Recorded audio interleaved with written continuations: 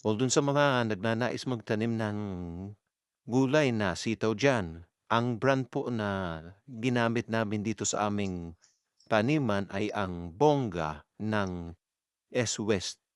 Nakita niyo naman halos lahat ay sumibol. Naka-add po yan sa yellow basket. Kung gusto niyo pong magtanim, puwede niyo pong subukan. Nasa yellow basket po. Good luck.